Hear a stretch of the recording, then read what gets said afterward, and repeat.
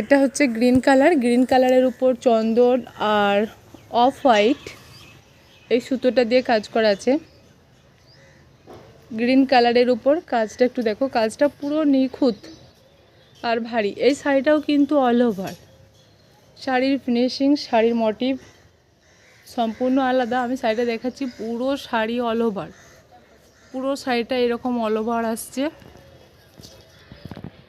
পুরো শাড়িটা এরকম অল ওভার আসছে, ঠিক আছে?